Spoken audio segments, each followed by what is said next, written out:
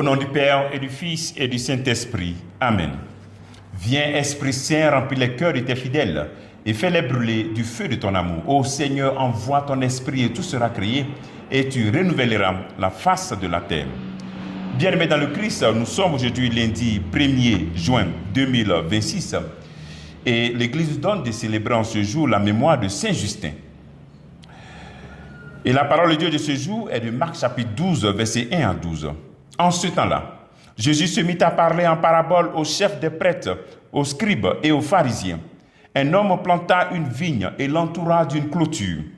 Il creusa un pressoir et y bâtit une tour de garde. Puis il loua cette vigne à des vignerons et partit en voyage. Le moment venu, il envoya un serviteur auprès des vignerons pour se faire remettre par eux ce qui lui revenait, les fruits de la vigne.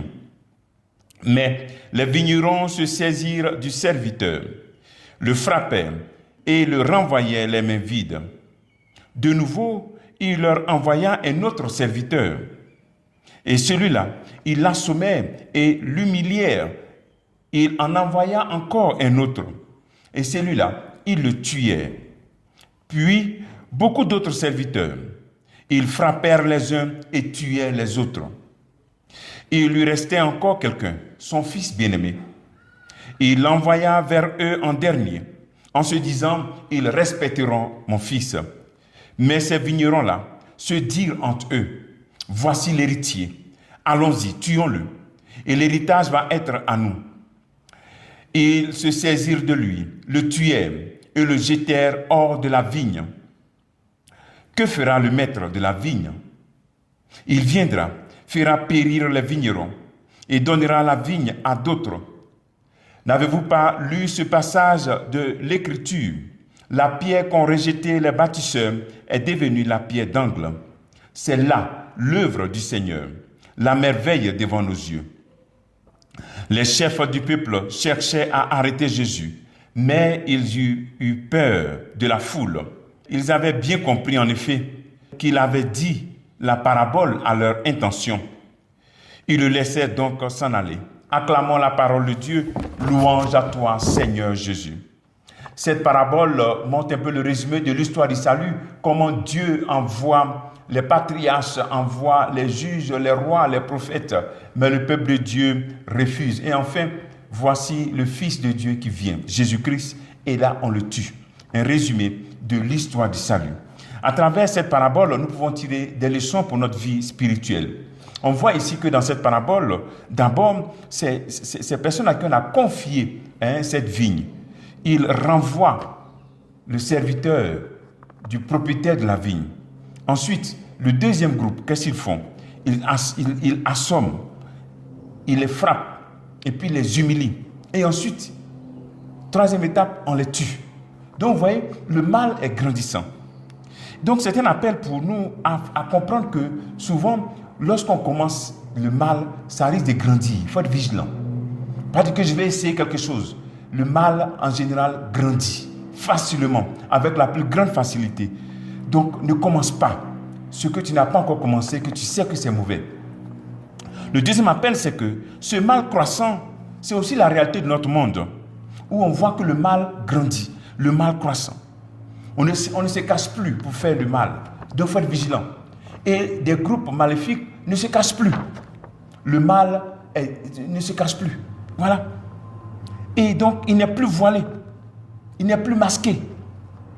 On le présente de telle sorte que tu as l'impression que c'est bien de faire ce que tu vois. Or, pourtant, ce n'est pas bien. Tu en vois que sur Facebook, on voit des photos des gens qui ont fini leur réunion de Rose-Croix. Les réunions de francs-maçons. On voit des comptes TikTok où on défend l'homosexualité. Donc, vous voyez, le mal devient quelque chose. Ça grandit, on sait, devant tout le monde, on présente ça. Pour que tu trouves que c'est normal, sois vigilant et discerné. Le troisième appel, c'est de comprendre où te situes. Parmi ces serviteurs qui assomment, qui chassent, qui tuent. Où tu te situes? Est-ce que tu fais partie de ceux qui humilient la parole de Dieu lorsqu'elle vient vers toi? Lorsque Dieu vient vers toi, tu fais partie de ceux qui tuent la parole de Dieu. Oui, tu peux faire partie de ceux qui assomment la parole de Dieu.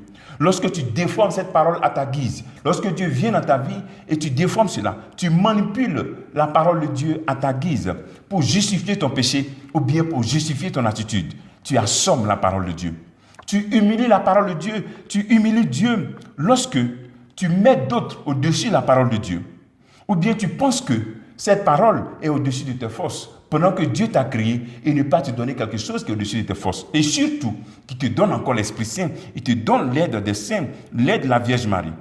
Tu tues la parole de Dieu. Lorsque tu sens, tu sais qu'elle parle de toi, tu sais qu'elle te rejoint, mais tu refuses de prendre le bon chemin et tu te maintiens dans le mauvais chemin. Tu tues la parole de Dieu, tu la tues. Et tu vas tomber dans l'attitude des chefs, des prêtres, des chefs du peuple de Dieu. Ils étaient endurcis, ils savent que cette parole c'est pour eux, mais ils ne vont pas changer. Tu rentres dans un endurcissement du cœur. Prions le Seigneur de nous délivrer, de nous épargner de l'endurcissement du cœur. Que nous ne soyons pas ceux qui assomment, ceux qui tuent, ceux qui humilient la parole de Dieu, mais plutôt ceux qui élèvent cette parole et qui l'accueillent pour que cette parole produise du fruit en 100, en 200 000, en des myriades. Le travail que tu veux faire en ce jour, c'est de poser cette question. À quel niveau tu te situes par rapport à la parole de Dieu? Fais pas de ceux qui assomment, ceux qui humilient, ceux qui rejettent, ceux qui tuent.